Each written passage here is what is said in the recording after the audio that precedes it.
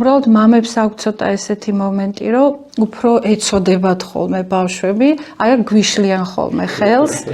ხშირად გამიგია ხოლმე დიალოგი დედა და მამა ერთად რო არიან კონსულტაციაზე მოსული, აი ბავშვმა იცის ხოლმე უცებ თქვა, აი მამა მომიტანა იქ და რამ ექნა ის ტკბილეული მამა მომიტანა გაზიანი სასმელი, ანუ მამები უფრო ესე ეწოდებათ ბავშვები, უფრო ანებივრებენ შეიძლება ამ კუთხით და ცოტა ხელს გვიშლიან ხოლმე ჩვენ მართვაში, მაგრამ ნუ ეს ახლა არის რა თქმა უნდა ერთეული შემთხვევები, ყოველ შემთხვევაში მაინც ერთიანობა ჩვენ სიტუაციაში უბრალოდ გარდაუვალია, აი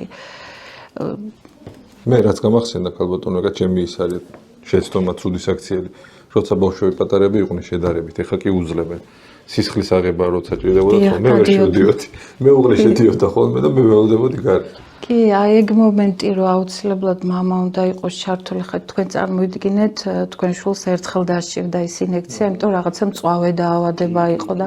დღეში 5-ჯერ, 6-ჯერ რომ მინიმუმ ინექცია, იმიტომ რომ სხვა ამ დაავადების დროს ალტერნატივა ტაბლეტირებული თერაპია არ არსებობს, გვაქვს მთელ მსოფლიოში უალტერნატივო ინსულინოთერაპია, რომელიც ინექციების სახით კეთდება. კი, ეს არის კალმისტრები, ეს არის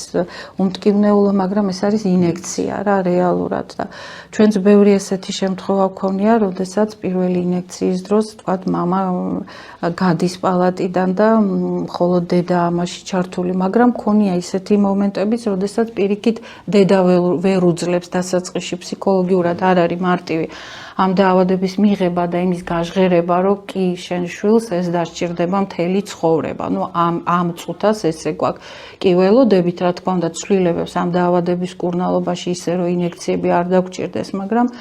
ჯერჯერობით ყოველ შემთხვევაში რეკომენდებული სხვა რაიმე გზა არა გვაქვს და ყოფილა შემთხვევები, რომ პირიქით დედას ვერ გაუძლია და ვთქვათ, მამას აუღია ეს პირველი დატვირთვა